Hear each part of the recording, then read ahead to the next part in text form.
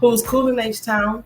Thank you for tuning into Fox Files Cold and Unsolved, my show where I highlight the many cold case murders here in Houston through my segment, My Beautiful Souls. And then I will switch on over to Dear Sister, a letter to let you know that you are not forgotten.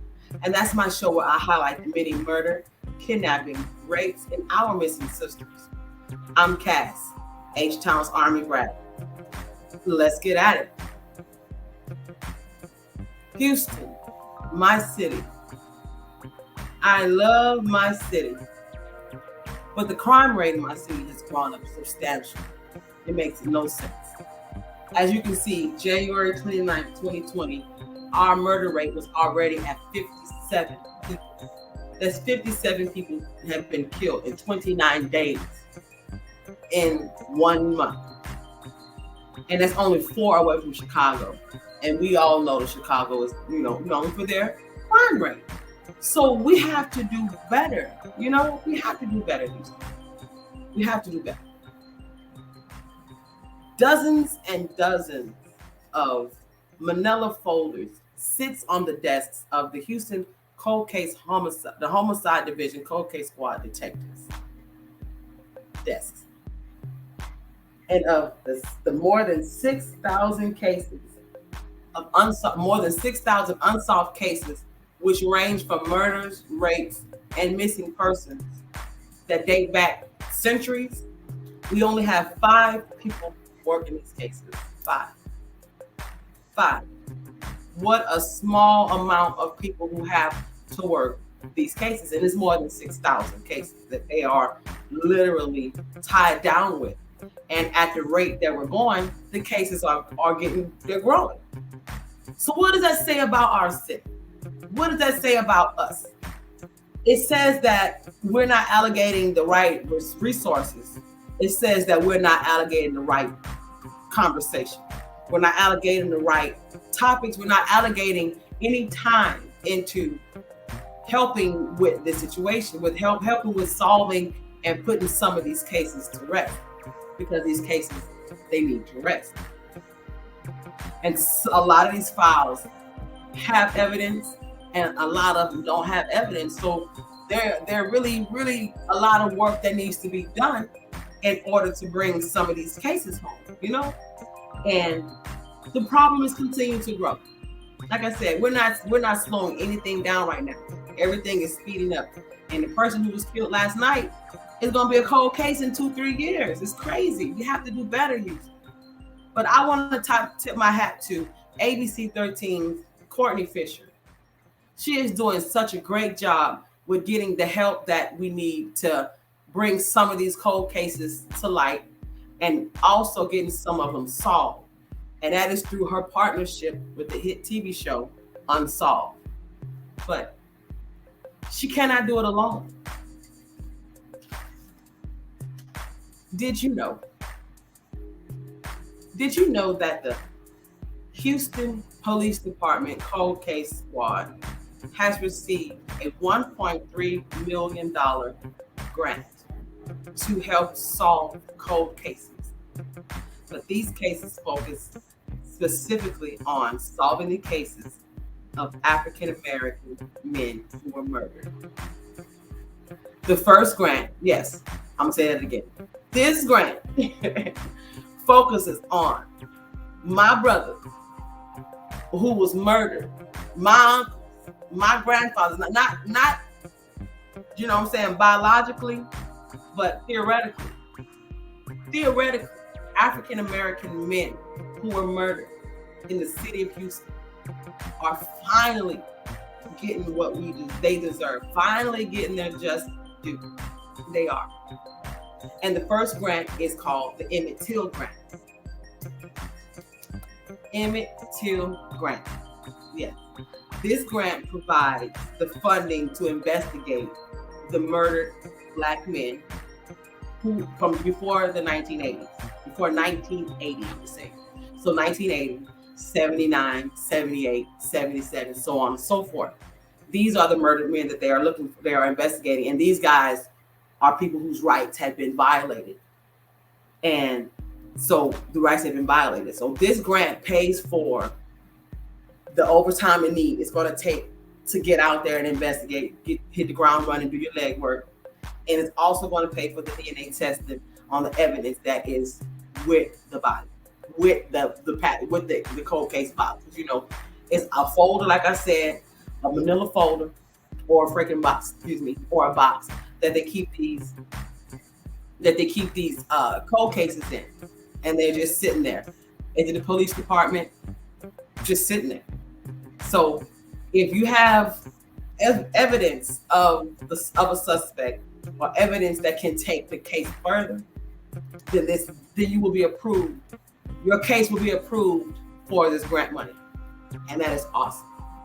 So these people, these men, these black brothers whose cases are being investigated through this Emmett Till grant are those who were murdered because they were sought out to be gay. That's what I mean when I say their rights, civil rights were violated. They were murdered because people thought they were gay, or because they were really gay. So they were murdered. And why that? Why does that have to be a cause? Why can't it just be because, you know, he's a black man and he was murdered when he found his murder yet? Here's why. Because when you combine the year 1978 and the year 79, there were more than 600, no, there are a total, not more, there are a total of 660 black men murdered in the city of Houston in those 2 years. So that's one man a day. Every day, some black man is getting killed, and for what reason? Maybe because he's gay. But throughout those cases of the gay, you know, the African American men that they're investigating now, those are the ones, like I said, they have a purpose. So that Emmett Till grant is to help bring a lot of these cases to light, a lot of these homes, to get a lot of these cases solved. So like I said, it's before 1980. And the second grant is to pay for the prosecution. Is to pay for the prosecuting of a suspect that has been located through the evidence found with the original case. So if your brother, your sister, your brother, or your uncle, or your father, cousin, or anyone, friend, and it was, you know, and they do have evidence that can link us to someone, this grant, the other grant, there's two grants, the other grant pays, or the other part of the grant, I would say, pays for the prosecution of it. So you don't have to worry about shabby work being done when we finally bring these cases to court, or we finally bring it to a head. You don't have to worry about it. And that's wonderful. And these cases have, like I said, have to have some type of DNA evidence or some type of evidence that can lead us to the suspect. And then once we catch the suspect, we got the money to take care of what we have to take care of to get them out of here and get them out the way.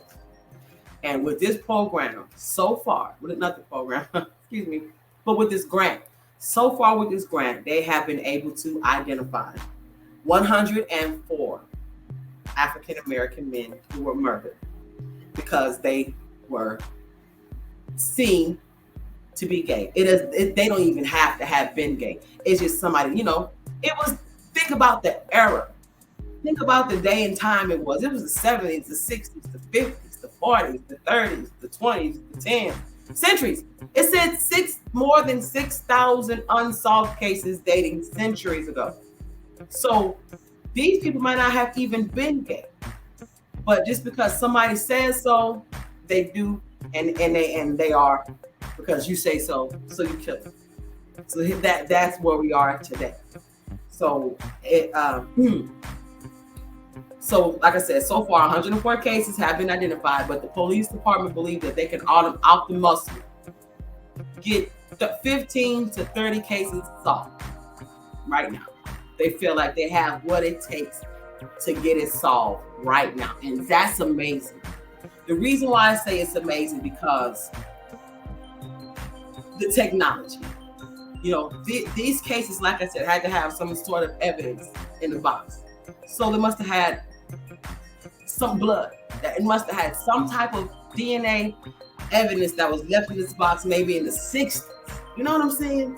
The 50s, maybe even the 70s, like I said, it goes up to 1980. So even the 70s, but then they didn't have DNA. They didn't have the capability to even know what that meant. I guess I don't know. I'm not a scientist. I was born in '79, so I don't know. But they have what it takes today to find out what you did. So 15 to 30 of these cases, they feel like they can go ahead and get solved right now, and that's amazing. So let's get them solved. Let's not talk about it. Let's be about it. So the police department is saying that the ancestry family tree that everybody is doing is a new game changer for them. And like I said, the day and age. So they're saying that the investigators are saying that it gives them one more tool to solving some of these cases. And some of these cases, like I said, have been cold for decades. So they're finding a lot of people. They're finding, out that let me take you here. Let me take you here. You loved your grandfather. You loved your grandfather. He was the best thing in your life. You've never even seen him kill a fly. Your grandfather would shoot a fly out the house before he killed a fly. Then you get a knock on the door from the homicide detective telling you that in 1952, your grandfather beat a black man to death because he thought he was gay. That's the crucialness. That's what I'm talking about. That's what's going on right now. And that's what we need right now. We need that type of leadership. It takes leadership. Because if it wouldn't have been for Lieutenant Melissa Countryman. Now, I looked her up. Of course, I did my research before I came on here. And I've seen her on the ABC 13 program news about the grant, but I can't find her. I wanted to bring images so I can show you what she looks like and do all that. But anyway, she's called Lieutenant Elizabeth, blah, blah, blah. Lieutenant Melissa Countryman. Look her up. But if it wouldn't have been for her, who heard about this grant, heard about the opportunities, and signed our city up for it, because she knew that there was a problem, we wouldn't even been considered. So it takes leadership. She took the horns, whatever, by the reins, and led it, and she went on forward, and here we are, $1.3 million later. Let's get these cases solved. So like I said, the family tree that everybody's doing, this ancestry thing, is actually helping us, and it's a blessing. Thank you. I haven't done it, but thank you.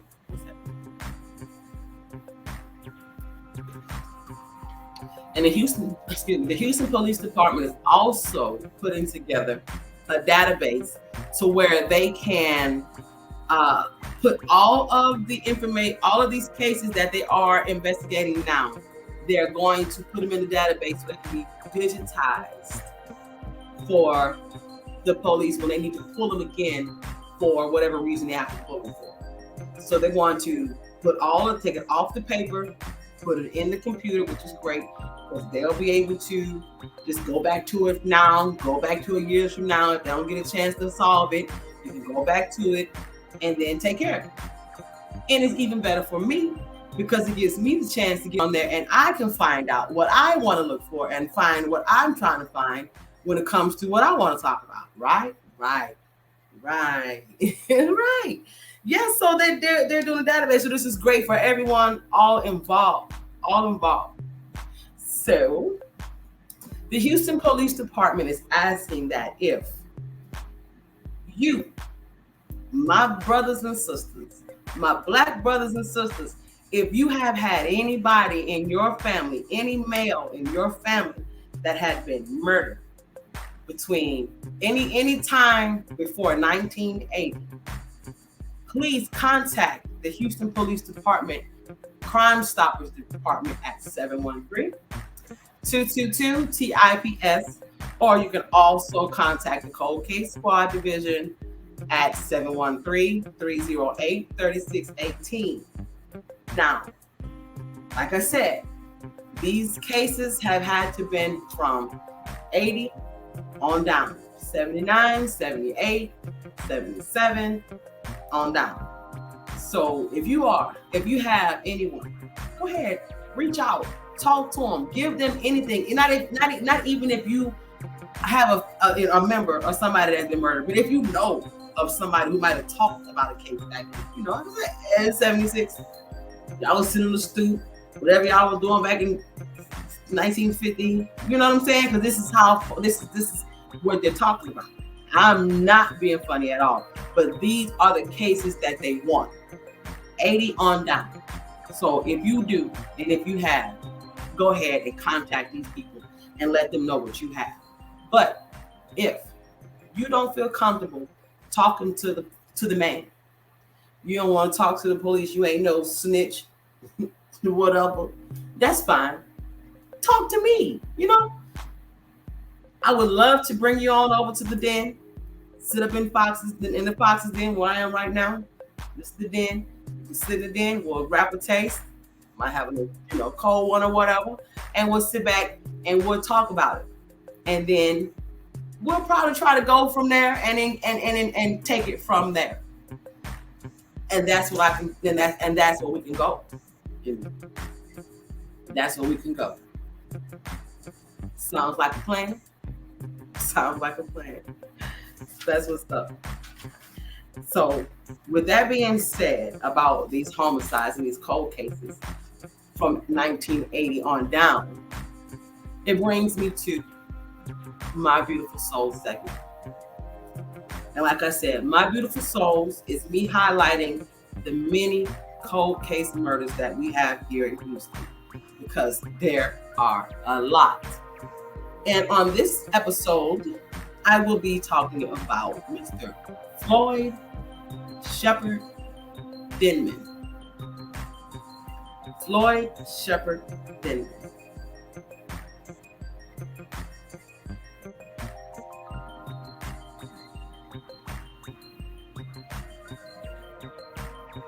Sorry about the pause. Floyd Shepard Denman. May 13th, 1980. Floyd was at his apartment. His neighbors heard evidence of him having a conversation with several gentlemen on the outside. What the conversation was about, no one knows. Who were the gentlemen? No one knows. The only thing they have is that they heard him talking to several gentlemen outside his apartment that night. Then they heard gunshots ring out. So after the gunshots rang out, they see the gentleman run off. The unknown amount of gentlemen run off. And there's Floyd laying in front of his door, shot. Authorities come, they have no evidence, they have nothing to leave it except the witnesses that say that, okay, well, I do know that he was arguing, or not arguing, talking to some gentlemen before the gunshots rang out. And that's all they have. That's all they have. So he was talking to some guys, shots rang out, he was rushed to the hospital, he died at the hospital. Floyd Shepard. Excuse me. Excuse me. Floyd Shepard Denman at the hospital. So the HPD, of course, Houston Police Department, Cold Case Squad, Homicide Division, is asking that if anyone has any information on what could have happened to Mr. Denman, please. Oh, I should have put his name up there. Let me put his name real quick, y'all. Let me put his name. I should have put his name in the beginning. Floyd Shepard Denman. What am I thinking about? Boom. Floyd Shepard Denman. Okay, there we go. How about that? Yeah. Floyd Shepard Denman. So, if you have any information on what could have happened to Mr. Denman on that night of May 13th, 1980, please contact the Houston Police Department. Crime Stopping Division 713-222-TIPS, or the Cold Case Squad at 713-308-3618. We would truly, truly appreciate it if anyone who has any information, because this right here could be a case that is suitable and eligible to receive the funding from this Emmett Till grant, because no one knows the extent of the conversation that Floyd had with these gentlemen. And it is in the time range of that they are accepted, which is 80s on down, which is May 13th, 1980. So, hello, Floyd Shepard Denman, ladies and gentlemen. Floyd Shepard Denman, this is my beautiful soul for today. For today. Maybe I should have, anyway, for today. Yeah, so we have to gather ourselves, govern yourself accordingly, H-Town. We got to do better with this, because we don't need to keep these beautiful souls still roaming, because you should already know that they're not at rest. How can they be at rest if they haven't even found peace? 1980, that is 42 years ago. 42 years ago.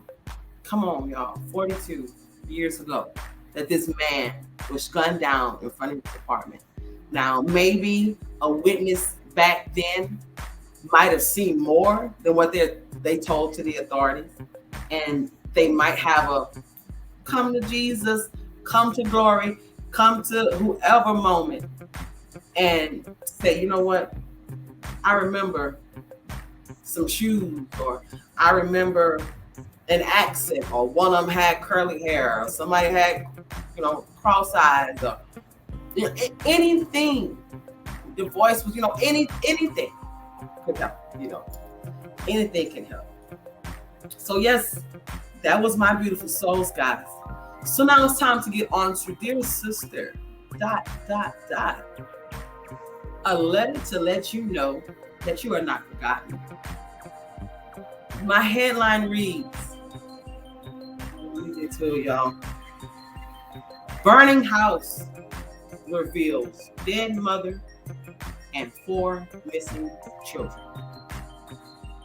Devoted mother of 3 young daughters, Earlene Williams, 32, found herself caught in a situation that many of us women do, and that is falling in love with the words of a man instead of his actions. Early one morning, Earlene will find out just how big of a mistake it was to fall in love with James Williams, who was 20 years older than her. And there's nothing wrong with that. Love has no age.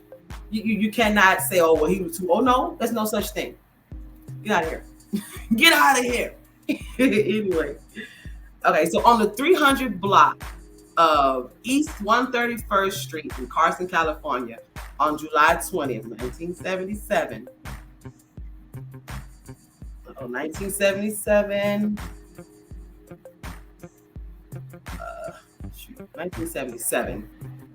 At 4:30 in the morning. So at the 300 block of East 131st Street, Carson, California, on July 20th, 1977, at 4:30 in the morning, a fire is set in the bedroom of Earlene's daughters. We have Ivy Mattery, who is 12. And then there's Violet Mattery, who is, at the time of this day, is 9. And then there's Yolanda, at the day of this age, was 7. So I should have done like this. There we go. You have from the far left is Violet Mattery, who was 9. And in the middle, this precious little baby, his name is Sir Christopher Wallace. He was just visiting this family this night. And then next to Sir Christopher, we have Yolanda Williams, who was 7 at the time. And then all the way to the far right is Ivy Mattery. She's 12 at the time. So Ivy Mattery and Violet Mattery, the one who was 12 and 9, they are Earlene's daughters from her previous marriage. Yolanda, who is 7 at the time, is her daughter with James Williams. They pair her together. So, the house is on fire, so the authorities get there, and when they get there to put the fire out, they see that Earlene is laying lifeless at the front door. So they go on in further investigation, and they do not see these children. There's no kids. So now they're on like a mission to try to find out where the kids are. So they see that the fire is actually set in the girl's bedroom. And then they see a blood trail leading from the house on down the alleyway. And they go down the alley, and there's nothing there. There's no sign of anything. Nothing. No kids. No nothing. No nothing. So then it is stated that I guess I want to say but reports state that immediately James Williams becomes a suspect. Of course he does. He's the estranged husband of the situation, but now the hunt is on for these kids. What happened to these children? The authorities don't know. The neighbors don't know. No one knows what happened to these kids. So on the next day, July 21st at 5:30, July 21st, 1977, at 5:30 in the morning, it is stated that James and the 4 children were located at Grapevine, California at a Denny's. So from Compton, which is Carson, which is Compton, because it's on the map like this, he drives all the way up, and the next morning at 5:30 in the morning, he's seen at Denny's with all 4 children. But later on that day, a friend of his tells the authorities that, James called me, he needed a ride, so I went and picked him up. He didn't say he picked him up from Grapevine, but he said he went and picked him up, but he didn't have the children. And he didn't even think to ask him about the children. So that was that. This is what he tells the authorities. But shortly after that, the authorities, they arrest James. And they bring him on in. And they question him. So he's telling them, no, I don't know anything about this. I didn't see Earlene. I haven't seen these kids. I haven't been Grapevine. I don't know nothing about what they're talking about. I was, minding my own business, doing what I had to do, doing me. But during this interview, they see that James has a cut on his hand. And he tells them, I cut my hand. My car broke down, so that's how I cut my hand. That was the end of it. Now, they're immediately thinking, okay, this has to be blood, the blood coming from the house leading to the alley. But they have no solid ground to run on with that, because they didn't have the capability to test the blood. They didn't have the capability to test anything back then except to find out the blood type. And what does that tell you? Okay, you be positive. Okay, everybody be positive. Everybody AB. You know what I mean? So it really, really done nothing. Hey, they had nothing. The kids were not there, nowhere to be found still, and Miss Earlene was gone. So they had nothing. They had to let them go. They let them go. But not before long, because in 1970s, shortly after that, they do arrest him for the murder of Earlene, because once the coroner's report comes back and tells us that Earlene passed away from strangulation. She had no smoke in her lungs. She was strangled to death, and then the house was set on fire. Then they knew this was something else than Earlene doing this, and it was something else. So they arrest James from Earlene's murder and subsequently the murder of the 4 kids. Because hell, where are the kids? They still have not come nowhere. They haven't seen them, hadn't heard from them, and they had not found them. So this is still in 77. Now we fast forward to 1979, and James is on trial for the 4 murders. The 5 murders, Earlene and the 4 kids. Because again, Sir Christopher is still missing. Got Violet. Violet, she's still missing. Yolanda's still missing. And Miss Ivy is still missing. So here we are, 1979, James is put on trial. Now, there are 2 conflicting stories on the outcome of James's trial. One story says that James was convicted of Earlene's murder, but was let off for the 4 kids because they were not found. Another story states that he went to trial twice, and both times the jury came to a deadlock. They couldn't figure out what to do. So it was mistrial both times. The judge decided not to put him on trial a 3rd time, so he was released. James Williams has since passed on. There is no information on this James Williams except the fact that he is named the murderer for Earlene and he's involved in this case. So let's give a little backstory on James and the history of Earlene and these girls. So James is their stepfather, the stepfather of Ivy and Mallory. But Earlene and James were now divorced because James is getting ready to go on trial for molesting Ivy. Yes, Ivy. Ivy accused him of molestation. So the authorities are believing that he needs to shut her up because she's on her way to testify against him in the coming days on the molestation trial. And that Ivy was the molestated, was the victim. Then they said that Violet was also set to testify, and so was Yolanda, his own child. But poor Sir Christopher just so happened to be a victim of circumstance as to where he had been at that time. But again, nobody has seen these kids. I'm showing you what composite. These are photos that they think these people would look like if they are still alive and still here today. We think this is what Violet Mallory would look like. We think this is what Yolanda Williams would look like. We think this is what Ivy Mallory would look like if they were still living. Oh, and we think this is what Christopher Marshall would look like. And Christopher Marshall was also known as Turkey Legs. He had a funny walk with him, so people they dubbed him the name Turkey Legs. Such a sweet child. But they don't know where they are. So like I said, since then, James Williams has passed on, Earlene is gone, and we still have not found these children. So we're going to fast forward 6 years where a decapitated body of a little girl is found in St. Louis.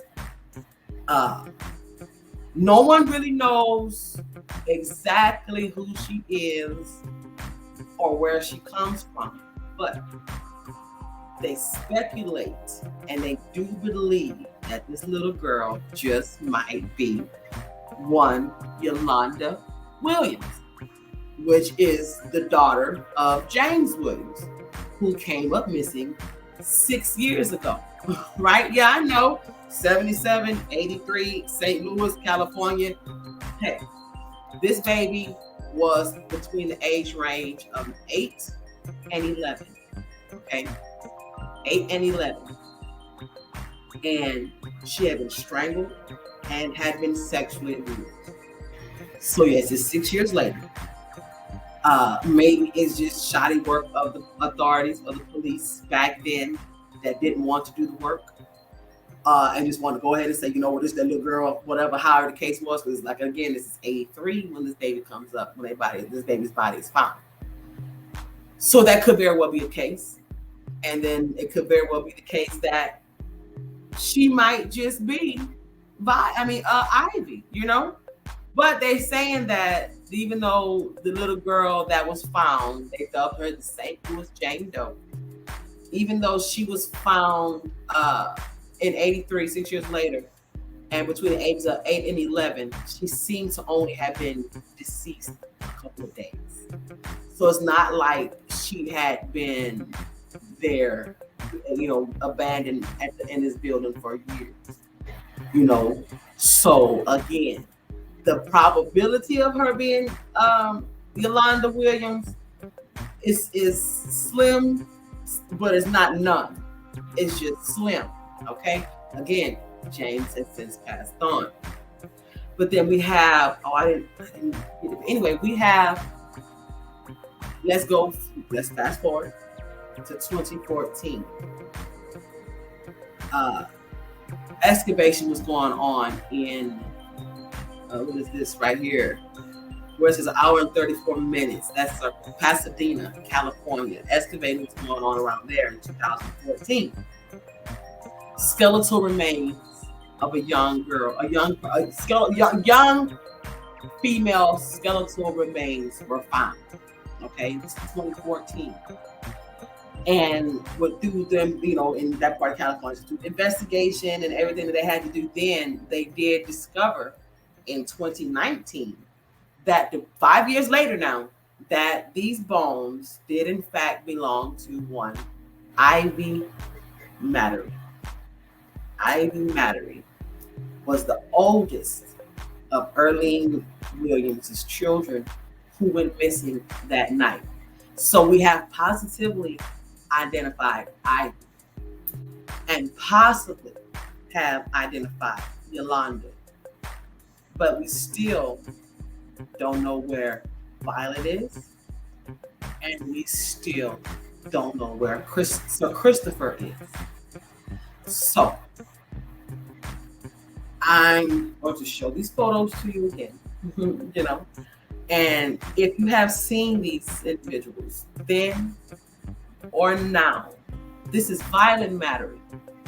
Violet was born September 22nd, my birthday, 1967. 1967. Yeah, she hadn't turned 10 yet. She was 9. She was missing. She would have been 10 that September. And she went missing on July 20th, 1977. And then we have here Sir Christopher Marshall, who was born on September 11, 1969. I didn't write them down. I had the images, but they're not there. But he was born September 11, 1975, 1974, because he was only 3 years old at the time of his disappearance. So if you have seen this man, if this man looks familiar to you, this is what they believe Sir Christopher Wallace, aka Turkey Legs, look like today. Please contact. That's not right. Well, please contact somebody. Here we go. 911. Contact 911 or 800 The Lost. Here we go. 1-800 The Lost or 911. And California has numbers here too. The sheriff's office is 323-890-5500 or the National Center for Missing and Exploited Children, 1-800 The Lost. It's 800-843-5678. So if you have seen Violet, please contact Los Angeles County Sheriff's Department, or if you have seen Sir Christopher, contact the Los Angeles Sheriff's Department or 1-800 The Lost. And if you have seen Yolanda, because like I said, she might not have been the St. Louis Jane Doe. So just in case she wasn't, and she's still out there, have you seen her? And if you have, please contact the Los Angeles Sheriff's Office, 323-890-5500 or the National Center for Missing and Exploited Children, 800 The Lost. It's important that we pay attention. It's important that we see what's going on and we call it out. It's important that we step forward. It's important that we want accountability. We want people to be held accountable for what they have done. Yes, James Williams has since passed on. So whatever hell he is living in, he's living in, because whatever. Ivy is gone now. Ivy, it has been confirmed that Ivy is dead. And Ivy died at the time of the disappearance, because that's how old and the bones were. At 12, a 12-year-old, prepubescent little girl. Because you couldn't keep yourself together and had to lose your impulses and your compulses and mess with this child. So you kill her and possibly killed the rest. Or you could have sold the rest. You know what I'm saying? So I'm going to show you these kids again. The 3 on the left are still out there. The one on the far end to the right, that's Ivy. She has been recognized. She has been identified. But if any of these kids, especially this whole baby Sir Chris, look at him. If you recognize him, if you know anybody that looked like him then, and know anybody that looked like him now, please contact the number right there. Same as Violet, and same with Yolanda. Because like I said, it's a possibility that she was not the St. Louis Jane Doe. But to learn more about the St. Louis Jane Doe, please keep tuning in to Foxxx Files, Cold and Unsolved. Because I will highlight that case as well, because that's a very interesting case within itself once you read and dive into the case. Pretty interesting. So yes, guys, that was my segment of Dear Sister ... a letter to let you know that you are not forgotten. I'm going to change the better back. Dear Sister ... a letter to let you know that you are not forgotten. That was that segment. So we're going to get into the final. Before I close, I want to give my little disclaimer.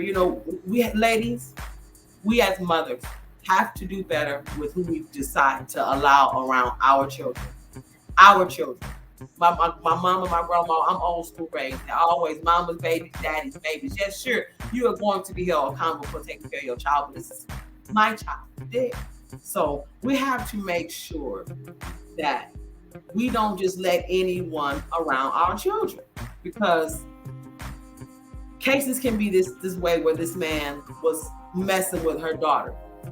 He was molesting her child. And the outcome of that, of him not wanting to be held accountable for molesting this little girl, he decides to go ahead and kill her and possibly kill her brothers and her sisters and family friend. And then now he's gone. What happened to him, we don't know. I even tried to find the case on James Williams, and there's no James Williams versus California State, none of that. So maybe his name wasn't even James Williams, So that case, right, like, it was very interesting. That's why I pulled that to be number 2 for episode 2. Very interesting. So I say, ladies, we just have to be cautious on who we allow around our children. That's that.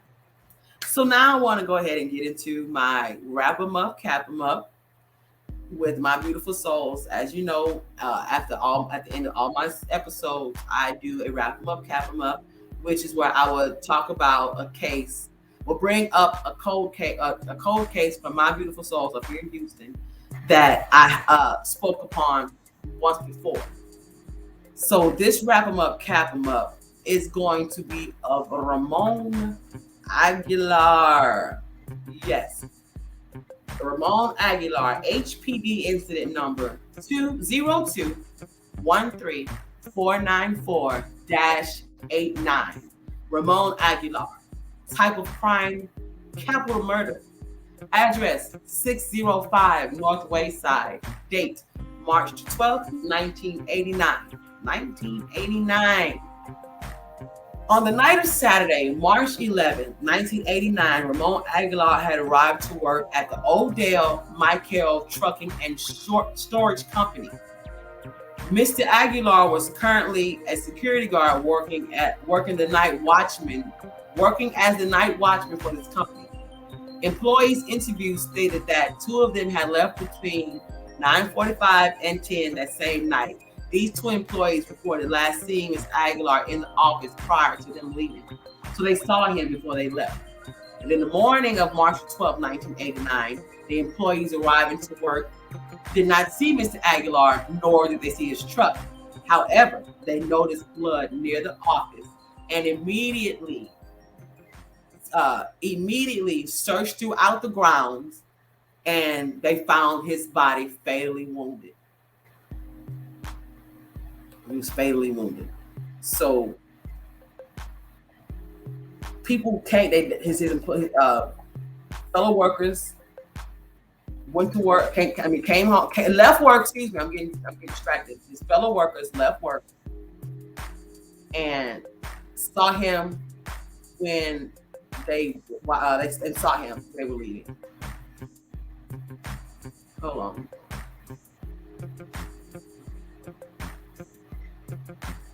saw him when they were leaving work that night. And then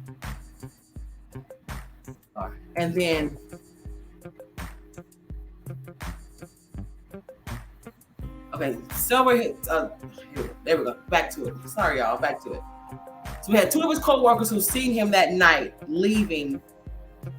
Coming to work while they were leaving, and then they came back to work the next day, and he was not there. Neither was his truck. So, he wasn't there. Neither was his truck. Then they further, because they saw blood, further investigated, and they seen that he was fatally wounded in the back of the shop, in the back of the storage house. But what is fatally wounded? How was he fatally wounded? Was it gunshot? Was it beaten to death? Was it stabbed? No, they didn't say. They're not saying. But if anybody knows, back in '89, Northwest Side in '89 sits right off of Highway 90 at this location, because I did Google Map it. And at that time, there were a lot of truck stops and halfway houses that sat in that location at that time. So it's possible. I'm just going to throw out some possibilities. It's possible that the individual who stole Mr. Aguilar's truck is somebody who probably did not check in at the halfway house that night, because they could have stolen his truck and got out of there. It's a possibility that somebody had came in with a truck driver and just got out the truck with the truck driver and went on and and saw Mr. Aguilar and killed and stole his truck. Something happened to Mr. Aguilar's truck because it was not there. And it's not a work truck. It's his own personal vehicle. Yes, this was 1989, so of course surveillance and everything is not what it is today. But somebody knows something, and not just that. Somebody's seen something. I'm sure of it. Somebody's seen something. Somebody's not saying anything. 1989, Northwest Side, 605 Northwest Side is a highway stretch. I'm like right there off of Highway 90. It's a stretch of emptiness, so it's dangerous out there. It's very dangerous out there. So that was my wrap 'em up, cap 'em up with Mr. Floyd. My wrap 'em up, cap 'em up with Mr. Ramon Aguilar. So, well, that was my show for today. I had a few hiccups, here and there, because again, this is my second show and I'm still learning how to work the system, but I'm doing better. I'm getting better. And again, thank you for tuning in. If you made it this far down, made it this far in, hey, you did it. Woo, I appreciate it. But anyway, I'm Cass with Foxxx Files Cold and Unsolved. If you know of anyone who's a victim of a homicide and their case is cold, I mean cold, not just unsolved. I mean, it has to be cold. Like nobody's even looking at it. It's on the shelf. Hit me up. Talk to me.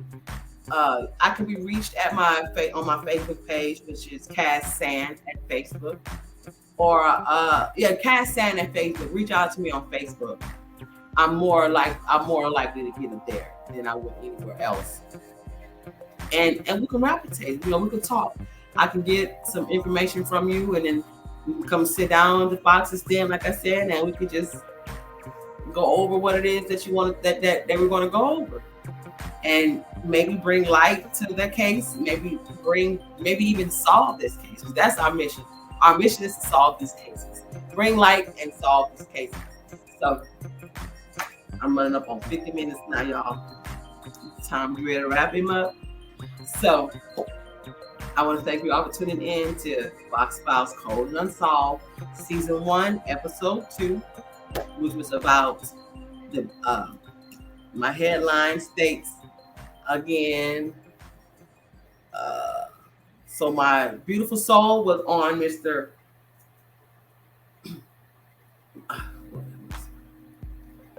I'm all over the place. My beautiful soul was Mr. Floyd Sherman Denman. Floyd Sherman Denman was my beautiful soul. And my headline today for Dear Sister was Burning House Reveals Dead Mother and 4 Missing Children.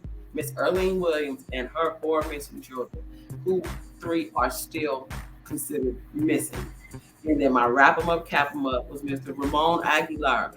I hope you enjoyed Foxxx Files Cold and Unsolved today. Please tune in again next Thursday when we will be going over 3 more stories. All right, you guys, tune in at H-Town. Let's do better.